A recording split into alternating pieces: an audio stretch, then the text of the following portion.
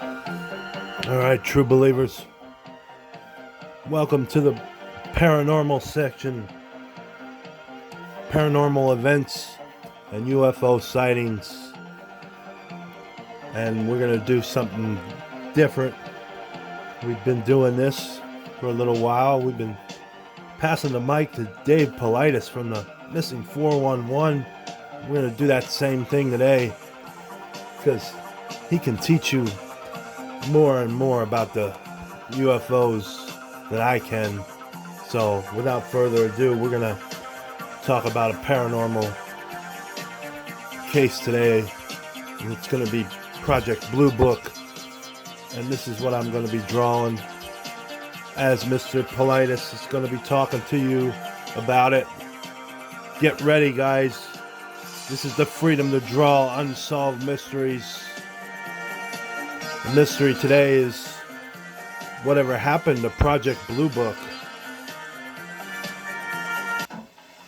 When I was doing a book tour of Australia, Angie and I were in Brisbane and we had a day free and we drove around, saw the sights, and we were starving. So we stopped in this mall and we knew they had a food court, so we'd find something there that was juicy to eat. We were looking for some fish. We're in Australia. And as we were walking through the mall, that poster is in the window at this, I don't know, like five and dime store. And I've never seen it before for sale anywhere. And I told Angie, I go, you're not going to understand this, but I want that poster. And she goes, we're in Australia. I go, I know. I went in there and I bought it. And yeah, I lugged it around Australia and I brought it all the way home. So that's my one memento from Australia. Now, the funny thing about that, and you talk about coincidence, the people that sponsored the tour of Australia was MUFON Australia. And they had me stopping at multiple places and talk to different MUFON groups. It was awesome. And the people were outstanding. There was only one little hiccup in Australia with the UFO segment. First of all, there's a lot of UFOs in Australia. And that's why MUFON is an active group. But Australia is a place where I broke my leg hiking, slipped on a rock, fell. I literally broke my leg. I didn't know at the time, but it's about my ankle and lower leg was about the size of a small cantaloupe. And I told Angie, we're not going to go see a doctor here because I don't want to get it all cast up and have him tell me I'm not going to do this and that. And we've got a lot of work to do. So I hobbled around, and this is a true story. We're in Brisbane, and we're at this meeting. This has never happened before. It's about, 100 people in this room. And I'm sitting on this table, kind of like I'm sitting talking to you sideways, answering questions. And there's somebody in the front row who's obviously intoxicated, and it's a guy, he's about 40 years old. And he's heckling me. I don't even know who he is. And he wasn't making any sense about what he was saying, but it really didn't matter. And his heckling got worse and worse and worse.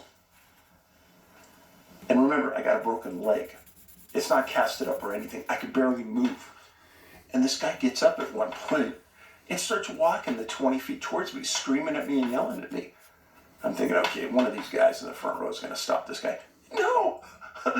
So I think, I better stand up.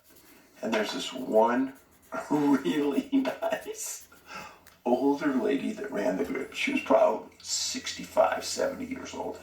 She gets up, grabs this guy's arm, and starts pulling him to the back of the room. This is true. I'm in no condition to do anything. I can barely stand on one leg.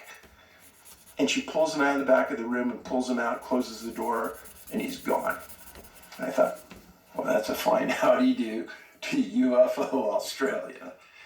Oh boy. But we're here to talk about UFOs. And there's a couple things I need to tell you about. First of all, again, we're still going to this background a little bit. There's a group called NICAP, the National Investigations Committee on Aerial Phenomena. And It was founded in 1950s to research reports of UFO phenomena. Between 57 and 69, NICAP and its members periodically communicated with the FBI. And in the X-Files, they talk about NICAP a lot because they were really the first private group that researched UFOs. And they did some interesting work. And they were really looking for direction from the FBI, and they communicated with them, sent them a lot of letters. Nothing big happened. But on the FBI website, it says, in 1947, a rash of sightings of unexplained flying objects swept America. Although the newly formed U.S. Air Force, they were newly formed in 47, was the primary investigator of these sightings, the FBI received many reports and worked for a time with the Air Force to investigate these matters. This release details the FBI's role in investigating such reports between 47 and 54. This was all new, folks. Really on uncharted waters at this point. FBI didn't have any real experience investigating it. The Air Force was a new organization. And they were really looking for who was going to take the lead on this. And initially, back in the 40s, 50s, you thought, well, since it's flew in the sky, it should be the Air Force. Since then, the Navy has taken a much more predominant role in this. And the reason being is, as I've said in past episodes, USOs, a lot of these things are submerged. A lot of these things seem going into water. And if you watch Missing 411, the UFO Connection, you understand the assimilation. Now, there was an organization called Project Blue Book. And it was the Air Force name for a project that investigated UFO reports between 47 and 69. There was an organization in 89 that called itself the New Project Blue Book, but we're not going to deal with that. But Project Blue Book, we're going to talk about that a little bit. Now, the FBI, in part of the Freedom of Information Act, released a UFO fact sheet. And it's fascinating. I'm going to read it to you. It says, December 1769, the Secretary of the Air Force announced the termination of Project Blue Book, the Air Force program for investigation in UFOs. The decision to discontinue UFO investigations was based on an evaluation of a report prepared by the University of Colorado entitled Scientific Study of Unidentified Flying Objects.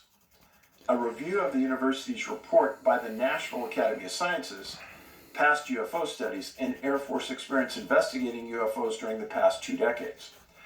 As a result of these investigations and studies, and experience gained from investigating UFO reports since 1948, the conclusions of Project Blue Book are: 1, pay attention to this, no UFO reported, investigated, and evaluated by the Air Force has ever given any indication of threat to our national security. 2, there has been no evidence submitted to or discovered by the Air Force that sightings categorized as unidentified represent technological developments or principles beyond the range of present-day scientific knowledge. No, our government never lies to us, folks. And 3, there has been no evidence indicating that the sightings categorized as unidentified or extraterrestrial vehicles are extraterrestrial vehicles. With the termination of Blue Book, the Air Force regulation establishing and controlling the program for investigating and analyzing UFOs was rescinded. All documentation regarding the former Blue Book investigation has been permanently transferred to the modern military branch, National Archives and Records Service, 8th and Pennsylvania, Washington, D.C., and is available for public view. Attached for your information is the Project Blue Book sighting summary for 1947 to 69. Also included is a listing of UFO-related materials currently available. Since the termination of Project Blue Book, no evidence has been presented to indicate that further investigation of UFOs by the Air Force is warranted. Friends, I can't make this up.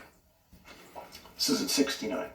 In view of the considerable Air Force commitment of resources in the past and the extreme pressure on Air Force funds at this time, there's no likelihood of renewed Air Force involvement in this area. Okay, so that was written in 69. Now this is the accumulation of data that they gave. Total UFO sightings by Blue Book from 1947 to 1969. 1947, 122 sightings. 12 were identified, and they were able to be identified as the moon, Mars, other aircraft, satellites, whatever. But you notice it goes from 169 in 1951 to 1,501 in 1952. Almost a 10-time increase. Then you go down to 1957, and from 670 the year before to over 1,000. And then you go from 64 to 65, and you go from 887 to 1,012. And then you go from 1,012 in 66 to just 146 in 69. So in 69, out of 146 sightings, only one was able to be identified. Yet their conclusions are, there's nothing here, ignore it, go about your work, we don't even need this investigation anymore, and there's nothing related to it being dangerous to us. So, what we know about our government today. Obviously, you can't trust anything they say, especially about UFOs. But this was really, truly a remarkable period in history. And I'm going to walk you through some more monumental things. So, Guy Hotel was an FBI agent. And he wrote and investigated many things related to the UFO field. California involving reported sightings of flying discs. The LA office is being furnished with photostatic copies of reports dated August.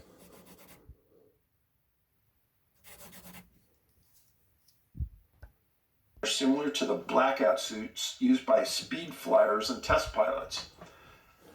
According to Mr. and then it's blacked out informant, the saucers were found in New Mexico due to the fact that the government had a very high-powered radar setup in that area, and it is believed the radar interfered with the controlling mechanisms of the saucers. No further evaluation was attempted by special agent in charge during the above.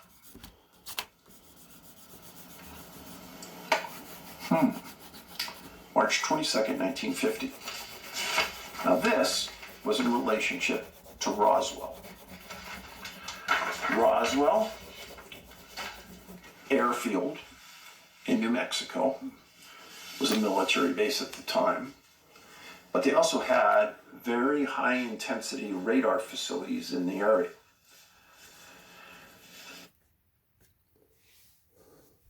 Nobody knew what happened in that area until a rural rancher came across some things in a field, brought some home, and contacted some people in Roswell.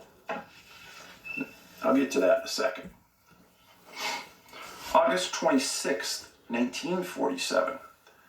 Office memo, Special Agent in Charge, San Francisco, reports of flying discs. They're being transmitted herewith to the Bureau of Photostatic copies of 3 reports received from Lieutenant Colonel Blank, 4th Air Force, Hamilton Field, California, involving reported sightings of flying discs. The LA office is being furnished with photostatic copies of reports dated August 16th, 47, concerning the investigation conducted of a Muroc test flight at Muroc, California. The Butte office is being furnished with a photostatic copy of the report, which sets forth a letter received from blah blah blah, Helena, Montana. The office is maintaining contact with the Lieutenant Colonel and will furnish the Bureau with subsequent reports concerning the observations of Mr. Blank of Sacramento, California, who has reported certain observations which he believes may involve a flying disc at Placerville, California on August 14th, 1947. Something was happening in that 46, 47, 48 time frame that was unusual. All of a sudden there was a giant blimp, and people started seeing flying discs, UFOs that we would call them today. There was no rational reason for the increase.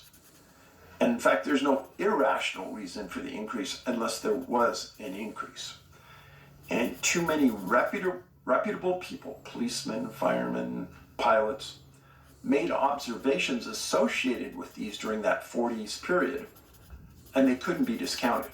And even people had taken pictures at the time. Now, when this thing crashed in Roswell,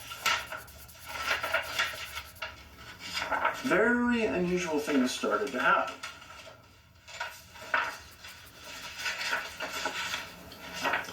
Here is one, July 1947. W. Brazil, the rancher credited for a time with finding the nation's first flying disc, is sorry he said anything about it. The 48-year-old New Mexican said he was amazed at the fuss made over his discovery. If I find anything else short of a bomb, it's going to be hard to get me to talk, he told the Associated Press. Brazil's discovery was reported late yesterday by Lieutenant Walter Hout, Roswell Army Airfield Public Relations Officer, as being one of the flying saucers that have puzzled and worried residents of 43 states the past several weeks. So up to the time of Roswell, they had a whole series of reported UFO sightings, essentially. They called discs. Brazil related this story. While riding the range, he's on a ranch in the middle of nowhere. He's riding along 30 miles southeast of Corona, New Mexico, on June 14th. He sighted some shiny objects. He picked up a piece of the stuff and took it to the ranch house 7 miles away. On July 4th, he returned to the site with his wife and 2 of his children, Vernon and Bessie. They gathered all the pieces they could find, largest about 3 feet across. Brazil hadn't heard of the flying discs at the time. Several days later, his brother-in-law, Hollis Wilson, told him of the disc reports and suggested it might be one. When I went to Roswell, I told Sheriff George Wilcox about it. He continued, I was a little bit ashamed to mention it because I didn't know what it was. I asked the sheriff to keep it kind of quiet. He added with a chuckle, I thought folks would kid me about it. Sheriff Wilcox referred the discovery to intelligence officers at Roswell Field, Major Jesse A. Marcel, and a man in civilian clothes whom Brazil was unable to identify went to the ranch and brought the pieces of material to the airfield, supposedly. And he didn't hear anything more about it. Lord, how that story has traveled. I was from Brazil. Now, Brazil, remember, just a ranch guy. Saw some weird things in the desert. Didn't even think much about it. Took some of the metal back to the ranch house, left it there for a couple weeks, finally brought it down and showed the sheriff. Jesse Marcel, the intelligence officer at Roswell, comes out and picks it up and supposedly took it all back to the airfield. Now, this is a very, very famous photo, and the title, so what it says, not a flying disc. Major Jesse A. Marcel of Houma, Louisiana, intelligence officer for the 509th Bomb Group at Roswell, inspects what was later identified as a Fort Worth Army Air Base weather forecaster as a ray wind target used to determine the direction or velocity of winds at high altitude. Initial stories labeled it a flying disc, but inspection at Fort Worth revealed its true nature.